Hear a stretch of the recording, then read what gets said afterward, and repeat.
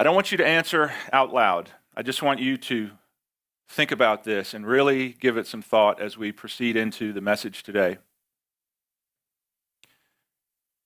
If you could pray one prayer and instantly have everything you want, would you do it? Everything. Material, relational, physical, mental, emotional, everything. If you could pray that prayer and God would grant you every single thing you ever wanted, would you pray that prayer? With that in mind, I invite you to open your Bibles to Ecclesiastes chapter 1, verse 1.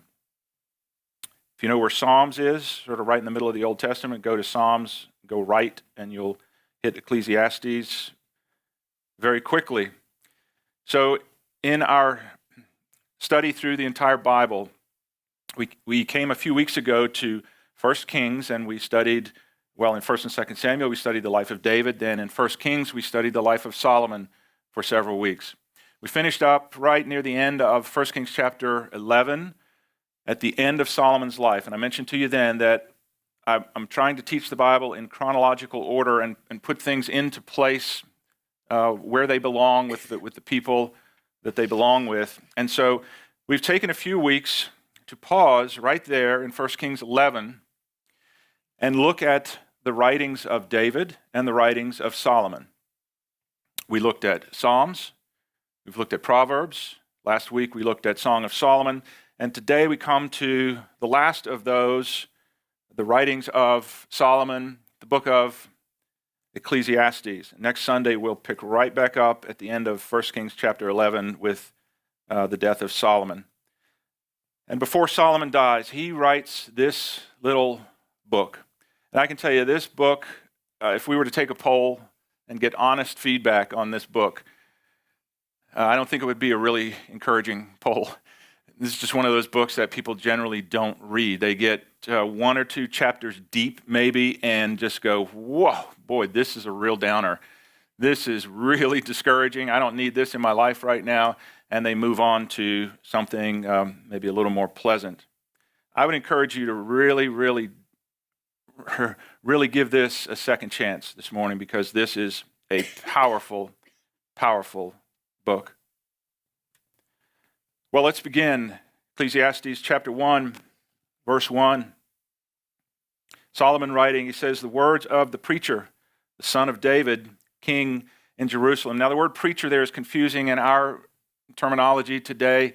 It doesn't mean pastor here. It simply means one who speaks to an assembly of people. And so Solomon is saying, hey, gather around, everybody. I've got some things to tell you before I step off the stage of human history here shortly. I've got some things to tell you that you cannot afford to miss. And we will miss what he's trying to say in Ecclesiastes if we don't understand that there are two key phrases used all the way through this book that are critical to an understanding of this book. If we have any hope of making Ecclesiastes make sense to us, we have to pay attention and take note of these two phrases. They're both found in verses 2 and 3. Verse 2 says, vanity of vanities, says the preacher. Vanity of vanities, all is vanity. What profit or what advantage does a man have from all his labor at which he toils under the sun? Now, the first key phrase or first key word there is vanity. Underline that or circle that. It occurs 35 times in this book. It's very important. It's at the core of everything in the book of Ecclesiastes. And it describes things that vanish, that are elusive or fleeting. In fact, the root meaning of vanity right here in Ecclesiastes is breath or vapor. You've gone out on a cold morning and you can see your breath, and then seconds later, it's gone. That's what this word vanity means. It's thinking that you've grabbed hold of something, but when you open your hands and look, it's gone. And you go, well, I thought I had that. And it's gone. That's vanity. And that's one of the troubles with some of the older English, when we hear vanity, we don't think of that at all. We think of someone who's arrogant, vain, and so on. That's not it at all. That's not what that's talking about. It's sort of like the word, what would be another? Offend. You read the word offend in the Bible. To us, offend means somebody hurt your feelings and you're ticked off. That's not what it means in the King James at all. It means to trip or to stumble. In those days, a little boy would come running into his mommy, holding his knee and say, "Mommy, I offended, I offended." See, they fell. So vanity here is one of those tricky words. I want you to really try to get this in your mind. It's important. It means breath. It means vapor, something that you try to grab hold of and you can never quite get it. It means futility, emptiness, nothingness. Now, the second key phrase is under the sun. Circle that or underline that. It's found 29 times in Ecclesiastes. Under the sun. It's also rendered a few times under heaven. Same thing. And Solomon uses this phrase to refer to everything that takes place on the earthly realm. It's not taking place in heaven.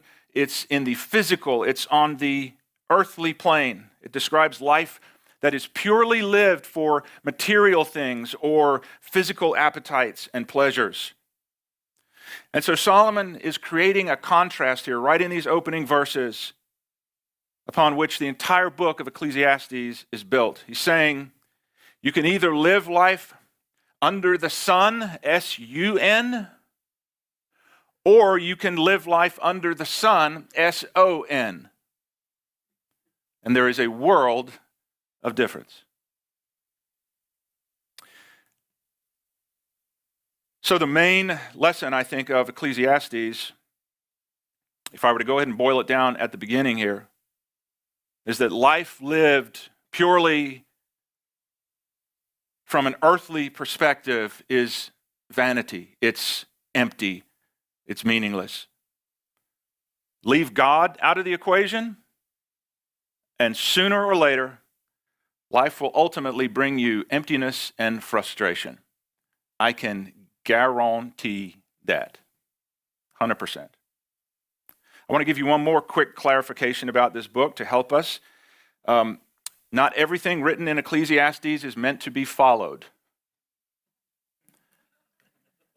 Did you know there are things in the Bible that are not true? Some shocked looks. Now, I believe the Bible is entirely God's word. I believe it is all truth. But there are some statements in the Bible that are not true. And they're put in there to emphasize what is true or to warn us about things. When we read Ecclesiastes, we're reading the words of a man who's near the end of his life, and he's looking back on it with bitter regret. Bitter regret. Solomon had everything. He had endless wealth. He had unchallenged authority. He had worldwide fame. He had nonstop entertainment and delight. He had every imaginable possession and pleasure. But all those things eventually turned his heart away from God and wrecked his life. And so Solomon sits down and pours out his thoughts. And he's going to say a lot of things in this book that should not be followed because he's writing from a backslidden perspective. In other words, when he talks about the things he got wrong, they should be taken as warnings, not instructions. And we'll see an example of that in a second. I think we should learn from other people's mistakes without needing to repeat them. Amen? Learn from their mistakes without repeating them. Well, the book of Ecclesiastes contains a number of well-known phrases, things that have even made their way into the current vernacular. Here are some you might be familiar with, and since we can only do just really a quick overview of this book today, let me just highlight some of these from Ecclesiastes. Ecclesiastes chapter 1, verse 5 says, "The sun also rises." That was the title of a famous book you may know from Ernest Hemingway back in 1926, I think, mid-20s. Chapter 1, verse 9, "There is nothing new under the sun." I heard someone use that not long ago. Ecclesiastes 3:1, to everything there is a season, a time for every purpose under heaven. You hippies sit down. There's no swaying and dancing to this, please. A time. I can't stand that song. Amen. Pete Seeger just, a time to be born, a time to die, a time to plant, a time to uproot, that whole thing. That's from Ecclesiastes. Chapter 4, verse 9, two are better than one, because they have a good reward for their labor. For if they fall, one will lift up his companion, but woe to him who is alone when he falls, for he has no one to help him up. As I read those words, I hear the voice of Moose Keller. He's told me this 100 times in the 35 years that I've known him. Don't go it alone, Phil. Thank you, Moose. I love you. I appreciate all of that. Ecclesiastes 8:15, eat, drink, and be merry. Ecclesiastes 10:1, a fly in the ointment. Ointment, one of my least favorite words. And one more, Ecclesiastes 11:1. This is a little lesser known, but it's a phrase in some parts of the world, cast your bread upon the waters. Now, as I said, we're only going to do a quick overview. We just want to sort of catch the theme, the main point that Solomon is getting at here. So let's walk through some of this and see what he's trying to tell us. Now, I will say this. The book of Ecclesiastes is one of those books that speaks for itself. Not all books in the Bible are that way. Some need to really be unpacked and explained in great detail. But a book like this that explains itself is one of those books. The best thing a preacher can do with a book like this is just to get out of the way and let the text speak for itself. Now, that's good advice for every sermon, for every lesson that we bring. Let the text speak. But sometimes, as I said, you got to really dig in and explain as Jesus did with parables. And this is not one of those books, except for the end, middle of chapter 12, there's some stuff there that is just old terminology. And so I just want to basically go through some chapters and read some of what the verses say. And I think that on their own, for the most part, you'll get it. They'll hit with great impact. So verse 3 again, chapter 1, verse 3. What profit does a man have from all his labor in which he toils under the sun? There's that key phrase again, under the sun. Now, he's not saying work is bad. What he's saying is working for things under the sun in the earthly realm. He said if that's all you're working for, it's not going to profit you one bit when life is over. And then he begins describing what life under the sun is like. He says it's a never-ending cycle. And to illustrate this, in verses 4 through 7, he uses a number of just natural everyday things that we see to describe this endless cycle of life. Verse 4, he compares it to the endless cycle of generations. Generation is born and a generation dies. It just goes on and on and on. Verse 5, he talks about the endless cycle of the sun. It rises and it sets over and over again. Verse 6, the endless cycle of the wind. It continually flows and follows its circuit around the earth. Verse 7, the endless cycle of the rivers. They flow into the sea, and then the water's picked up and it's carried inland. It's dropped in form of rain, ends up in the rivers, which again flow back to the sea. He said everything under the sun is just endless cycles. By the way, how'd Solomon know that about the patterns of the wind and the rivers and the rain, the hydrologic cycle, which is also mentioned in Psalms? How'd he know that?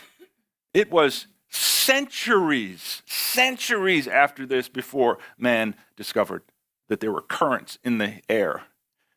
And as Psalm mentions, rivers in the ocean. What? Yeah, they knew all that back then. We think we're smarter than they were? Nah, man's going downhill. We've lost a lot. So he basically just says, man, everything under the sun, everything in this physical realm, it's just an endless cycle. Life ever feel that way at all? Some days, some weeks worse than others. What, gardening? Man, don't say that in church. That's a horrible word. You're right, though, it never ends. You pull the weeds, it looks great. You stand back and admire your work. 2 weeks later, they're back again, sticking their tongue out at you. That's it. Laundry, the cleaning, the going to work, right? Life, it's an endless cycle. It just goes on and on and on. And then Solomon switches over to man's endless pursuit of satisfaction. Verse 8, he says, all things are full of labor, and everything is tough. Man cannot express it. He says, the eye is not satisfied with seeing, nor the ear filled with hearing. In other words, man's appetite, man's need for things will never be satisfied. Just when you think you've got enough, you don't. And you need more, or you want more. And he expands on this in chapter 2. He describes the lifelong quest that he went on trying to find fulfillment and meaning. And boy, this is just something else. Chapter 2, verse 1. I said in my heart, come now, I will test you with pleasure. Therefore, enjoy pleasure. But behold, this also was vanity, empty, meaningless, pointless. In verse 2, he tries comedy. He says, boy, let's bring in the top comedy acts of the nation into the palace. Let's yuck it up. Let's have a lot of laughter. And he says, no, he realizes that's not the answer. In verse 3, he tries drinking wine. He becomes a connoisseur. And he does all the silly stuff that they do, talking about the nose of the wine and whatever. It's just nonsense. It's utter nonsense. You have to belong to that level of society that thinks that's actually real. But anyway, he tries drinking wine, and he tries acting foolish. But none of that worked. None of it worked. Verse 4, he said, I made great works or projects. I built houses and planted vineyards for myself. I made myself gardens and orchards. I planted all kinds of fruit trees in them. Verse 6, I made pools of water from which to water the growing trees of the grove. He had an irrigation system way back then. Verse 7, he tried getting more servants. He acquired more herds and flocks than anyone in Jerusalem before him. Verse 8, I accumulated for myself silver and gold, and the treasure of kings and provinces. I gathered to myself male and female singers. Man, let's bring in the entertainment. All the top singers, let's bring them all into the palace, have a concert. Maybe that'll give me meaning in life. Verse 9, I became great and excelled more than all who were before me in Jerusalem. And now, folks, we're starting to get a taste. We're starting to get a picture of the scope of Solomon's pursuits. And if we add what we've just read to what we've already looked at in 1 Kings, when we saw Solomon's life and all his wealth and all his fame and all his possessions, it's really jaw-dropping. He had more than anyone who had ever lived. He was more famous than anyone who had ever lived. Solomon literally had no boundaries. No boundaries. We might think, that's so cool. That would be so great not to have no boundaries in my life. Just do whatever I want to do, whenever I want to do it. Yeah? Look at what Solomon says in verse 10. Just the extent of this is unreal. He says, whatever my eyes desired, I did not keep from them. I did not withhold my heart from any pleasure. He's saying whatever I wanted, whatever I desired, whatever I lusted for, I went and got it. All of it. And you'd think, after reading all that Solomon must have been the happiest, most fulfilled person on earth. But look at verse 11. Then I looked at all the works that my hands had done, and what I had toiled to achieve, and behold, all was vanity and grasping for the wind. There was no profit under the sun. And the result of that, look down at verse 17, he said, therefore I hated life. What? I hated life. Because the work that was done under the sun was distressing to me, or perplexing to me. For all is vanity, it's all empty, it's all transient, it's all meaningless. It's all vanity, it's all a grasping for the wind. This is This doesn't make sense. Everything in our culture, all the advertisements tell us the exact opposite. You got to go get that thing, man. Hey, Phil, you're 3 generations behind on your iPhone. You're a loser. You got to have it. You got to catch up. You got to have the latest. You got to have the best. Keep up with the Joneses, you know? It never ends. And the world tells us if you just buy this car, this gorgeous model will actually come with the car. It will change your life. I mean, and here we've just taken a quick glimpse at a man who had more than anyone who ever lived. No boundaries. Whatever his heart wanted, he got. Oh, wouldn't that be nice? Would it though? So you mean to tell me that a guy with all the power and prominence and possessions and pleasures that Solomon had hated life? That's what he says. How's that possible? Well, the answer is right there in that verse. Again, he's not saying that work is bad. Work is a gift from God, and we should be thankful for that. But notice carefully, he says it was all the work that was done under the sun that ultimately left him empty. That is, everything done in our own energy, by our own efforts, for our own ends. None of that can ever lead us to true life, true joy, true fulfillment. That can only be found. True life, true joy, true fulfillment, true meaning and purpose can only be found in things that are under the S-O-N, not the S-U-N. Now, obviously, all of us have to do earthly things while we're here on this earth. But we should constantly be monitoring, folks, as we go about our day. And listen, pursuits in life are not wrong. Pleasure is not wrong. Owning things is not wrong. My dad always used to say to me, it's okay to own things as long as things don't own you. How about that? Thank you, Dad. Great advice, great wisdom. It's okay to own things as long as things don't own you. Some Christians, they teach, well, it's wrong to have money. It's wrong to have a nice house. Nonsense. It's not. It's all in perspective. Those things are amoral. One of the most misquoted verses in the Bible, people say money is the root of all evil. No, it is not. The love of money is the root of all evil.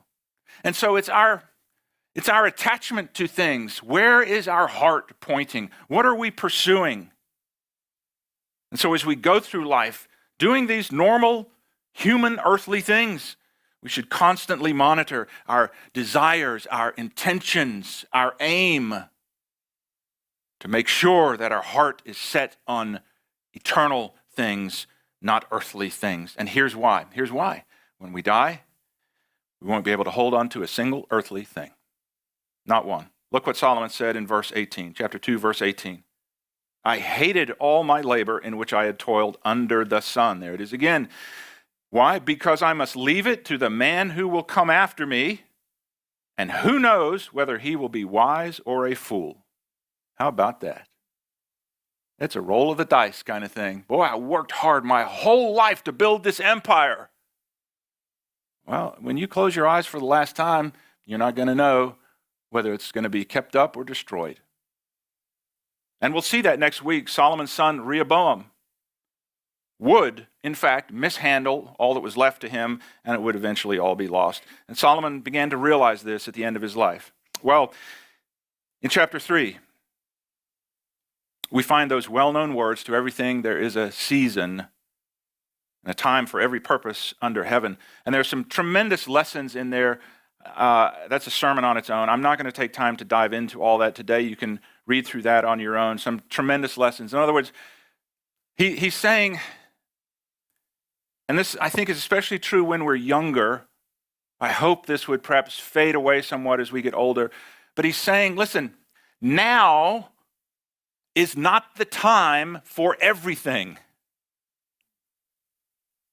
If your parents say, you don't need to rush into this marriage, there's some wisdom you can learn right here. Now is not the time for everything. There's time to speak. There's time to shut up. There's a time to pursue things. There's a time to sit down. There's a time to gather things. There's a time to give things away. It's a tremendous passage. I'll leave that to you. And then Solomon talks more about the futility of labor in and of itself. Chapter 3 closes with his frustration of how when judgment is needed in a situation, it seems like only wickedness is there. When righteousness is needed, it just seems like iniquity is there. And that idea carries over into chapter 4. He says, I saw the tears of the oppressed, those people in the world who were being horribly oppressed, but they had no one to comfort them. And it seemed like, he says, the oppressors were the ones who had all the power. And this really got to Solomon, because after seeing that, he concluded that it's better to be dead than to be alive. Now, that's one of those statements I mentioned earlier. It's not to be taken as an instruction. I think maybe we've all reached that point if we've lived long enough. You just go, it's just not worth it. It's too much. Probably be better just to be dead than alive. Many people come to that point. But these are not instructions. These are just the thoughts and feelings that Solomon is experiencing during this low point of backsliding in his life. Well, he goes on more in chapter 4, and then in chapter 5, he gives warnings about how to use our words, cautions about how we use our words. In chapter 5, verse 2, for instance, he says, do not be rash with your mouth, and do not let your heart utter anything hastily before God. And this is one of my favorite phrases in this book. For God is in heaven, and you are on earth. Therefore, let your words be few. You know, when I was about 20, I was pretty sure I knew everything.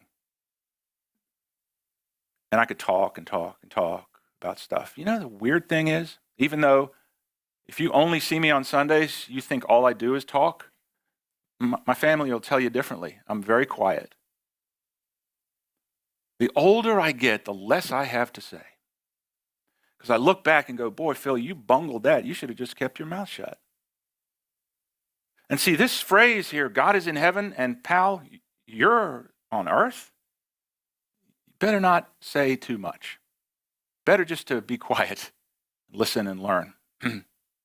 He warns us to be very careful about making vows that you can't keep. And so that whole first section is about watching your mouth. Again, you can glean great things from there, but I must move on. The rest of chapter 5, he covers the foolishness of pursuing riches. And repeats the fact that we can't take any of it with us when we go. In verse 15, he says, you're born naked, you didn't bring anything into the world, and when you die, you're not going to take anything out. We've all heard the phrase, but may I remind you again, you've never seen a hearse pulling a U-Haul. You can't take it with you. There's the CEO of a very large company who was rumored to be worth millions and millions of dollars, but nobody in the company was ever able to find out just how much. And when he died at the graveside service, one employee leaned over and asked one of the other employees, do you know how much he left? And she looked puzzled and she said, all of it. He left all of it. And you see, again, there's nothing wrong with pursuing things, with having goals, with attaining and achieving things. In fact, I think Christians should shine better in some of these areas. But again, it's the condition of the heart. Some people spend their life pursuing and lusting after, just pick one, riches. This is what he's talking about, riches. It could be sex, it could be fame, it could be education, whatever. Some people spend their life building that castle. They don't realize that it's a sandcastle. And one day the tide is going to come in. And it's just going to wash it away. They'll have nothing to show for it under the sun. It'll be gone. John D. Rockefeller, great example. The Rockefellers are, I say this in, I guess, the best way. They're a seriously messed up family. And they've done some horrible things in the world under the guise of doing some great things in the world. John D. Rockefeller was the richest man on the planet at that time. And even in today's standards, he would outshine them all. With the Standard Oil Company and a lot of things like that. But you read the life of this guy, and as he got to the last, I think it was around 15 years of his life, he became paranoid. He became paranoid that he was going to lose his money, that someone was going to steal it. And this affected him so much, history tells us, that he was not able to sleep at night. He stayed awake most all night, worried, listening for sounds. He was unable to eat anything but ground up mush. Until at the end of his life, he looked like a walking skeleton. And a reporter, in a famed interview, a reporter once asked him, "Mr. Rockefeller, how much is enough?" And he said, "Just a little bit more. A little bit more." And when he died, he left it all. Folks, we can't take it with us, but we can send it on ahead by storing up treasures in heaven. Matthew 6:19 through 21, Jesus gave some great words about that. In chapter 6, got to move quickly here, Solomon talks more about the emptiness, the foolishness of chasing riches. And in verse 7, he gives what I think is a sobering snapshot of the entire book. Chapter 6, verse 7, "All the labor of man is for his mouth, and yet his appetite is never satisfied." Now, that word appetite there is more correctly translated soul. It literally means soul. And so that verse can rightly be read, "All the labor of man is for his mouth, and yet his soul is never satisfied." His mouth, things under the S-U-N. His soul, things that are related to the S-O-N. Which one are you feeding? Listen, millions of people fill their life with things, and they die with an empty soul. Jesus said in Mark 8:36, "What shall it profit a man if he shall gain the whole world and lose his own soul?" Folks, that's the worst trade a person could possibly ever make.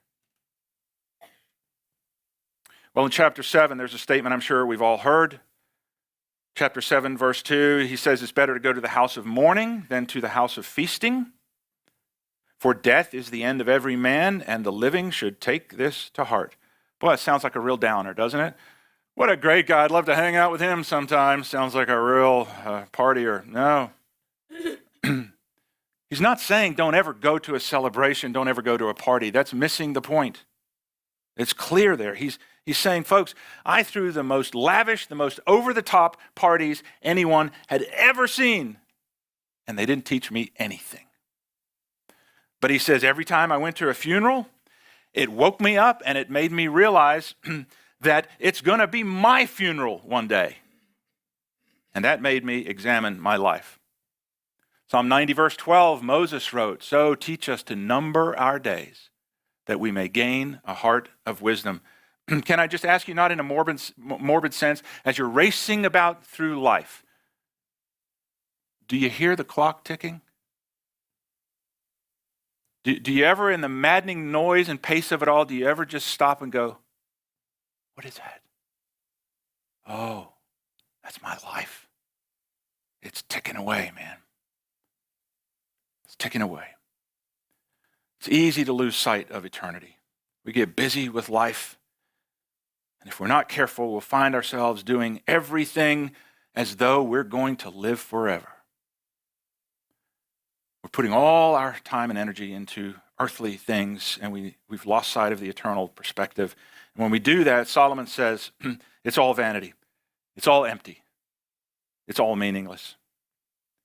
Well, the rest of chapter 7 through chapter 11 is filled with tons of proverbs, a lot like the little proverbs that Solomon wrote in the book of Proverbs. And he elaborates more about all these topics that he's already talked about. And you can, again, go through those on your own time. But then we come to chapter 12, the last chapter, and the mood, the tone suddenly changes. All the way through this book, up until now, Solomon has been, if you will, painting with very dark, very gloomy colors. I picture Ecclesiastes like, and Patricia is an artist, a wonderful artist, she might appreciate this. I picture it as walking into an art gallery with a long room. And as you walk in, on your left, there's a wall, and the wall is just an unbroken wall all the way down this room. And you walk in, and there's this canvas that's maybe 100 feet long. And Ecclesiastes to me is like Solomon has come to this 100-foot long canvas, and he's begun painting these scenes that we've been going through in Ecclesiastes, all the way down to the very, very end. And when you first enter the room, you begin at the left-hand side of the painting, and the canvas is just covered with these dark, reckless, wild brushstrokes. And as you walk further to your right down this long canvas, these drab, dreary scenes continue to unfold to the point where you're just kind of filled with despair, and you go, oh man, I want to go see something else. This is just too dark. It's too much. And you almost maybe walk away, but you go, let's just continue to the end. And as you near the end of the canvas, strokes of sunlight begin to break through. You continue to walk, and it grows brighter and brighter until you come to the final scene. And the light and the vibrant colors that explode into the painting there at the very, very end are only that beautiful and glorious because of all the darkness that came before. If Solomon had just painted chapter 12, you would have gone, it's another nice painting of a sunny day. But after walking all the length of that canvas and just feeling sick, just going, this is horrible. Who would paint this? It's awful. And you come to the end, and suddenly there's this burst of color and light and glory. And you appreciate it so much more because of just what you've walked through. That's the book of Ecclesiastes. Solomon painted the canvas this way intentionally. Some people, as I said, don't like the book of Ecclesiastes. They say it's depressing. It is. It is depressing. But that's exactly the place Solomon wants to bring us to. He wants to make sure that we see very clearly just how dark and pointless and meaningless life is when it is lived only from an earthly perspective. But here's the beautiful part of this book. Standing in front of all that emptiness and darkness, we're left saying, boy, there's got to be something more. There's got to be something better than this. And in chapter 12, Solomon says, there is. There is something better. And he points us to the solution, to the answer.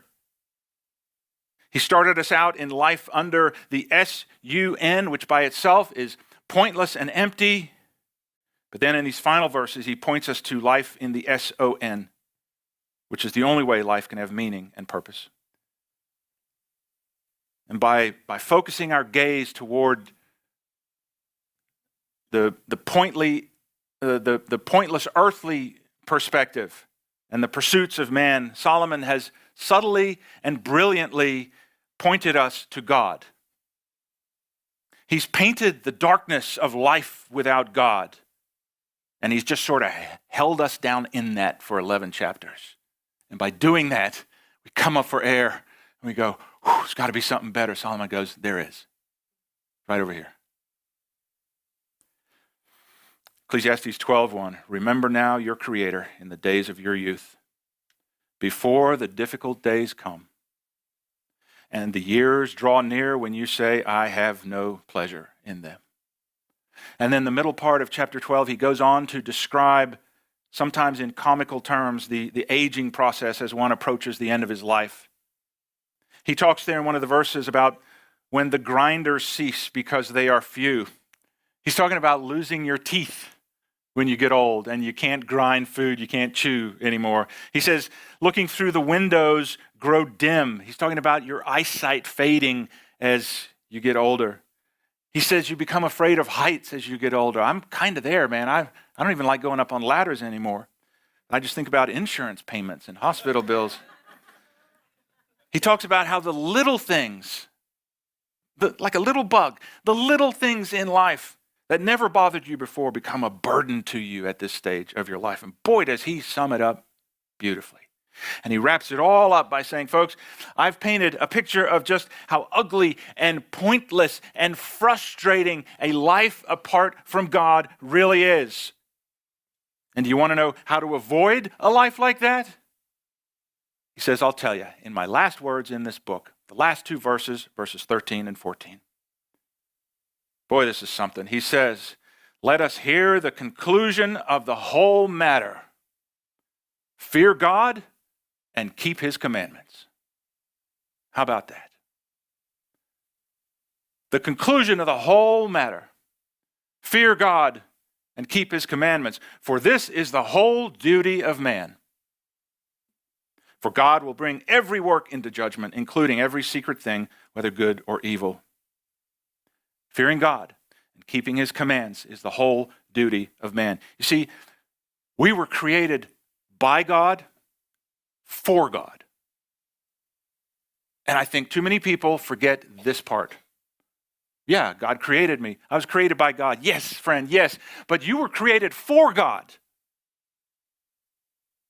And because of that, folks, we'll never find true meaning and satisfaction and purpose and fulfillment in anything under the S-U-N. Why? We can't. It's impossible, you understand? It's not just that you're missing out. It's not this that you can't achieve it. You can't achieve it. Because we were created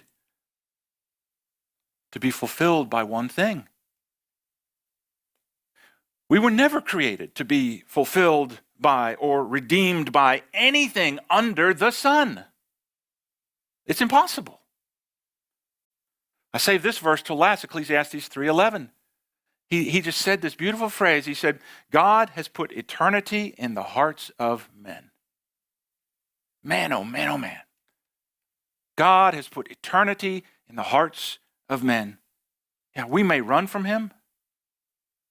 We may try to find satisfaction apart from him, but folks, that internal beacon is always going to be pinging. And it's always going to be pinging for home. I don't care who you are. You were made by God and you were made for God. And there is nothing under the sun that can ever fulfill you.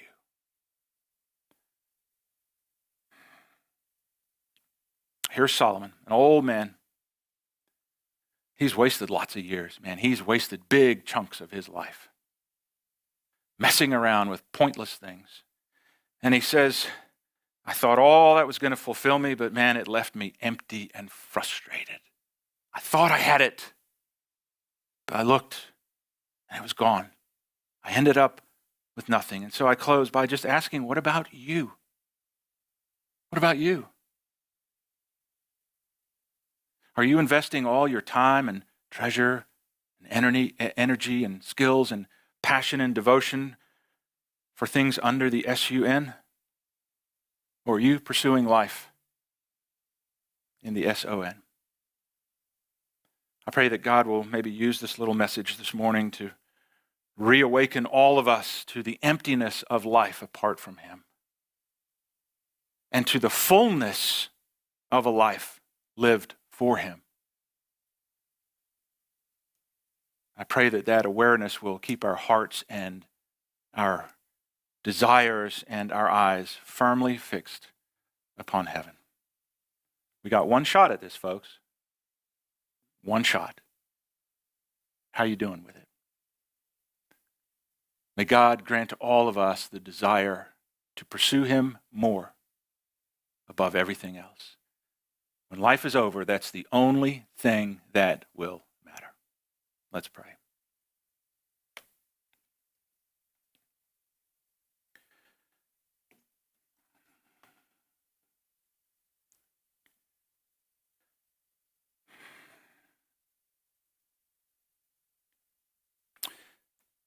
Lord, I thank you so much for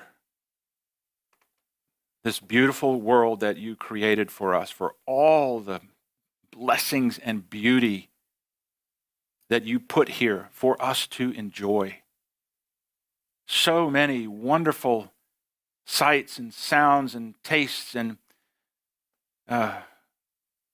pleasures and experiences. Lord, they all come from you, and we see the beauty in that, and we're so thankful for all of that. But Lord, I pray that you would give us the wisdom to shepherd those things wisely, to steward those things wisely. All of us get off track now and then. We all look up and realize that we're pursuing things under the sun, not eternal things. And so, Lord, I ask you that, as I've said 100 times from up here, that you would give us the hunger for you. That you would make us hungry and thirsty for you. That it wouldn't be a chore, that we wouldn't have to set reminders to spend time with you, to think of you, to talk with you. And that the desires of our heart, the pursuits of our life, all of our goals and ambitions would naturally gravitate to you. And when all is said and done, and when life is over, we will have, with your power and your strength and your wisdom, we will have lived a life that brings glory to you. I pray this for all of us. In Jesus' name, amen.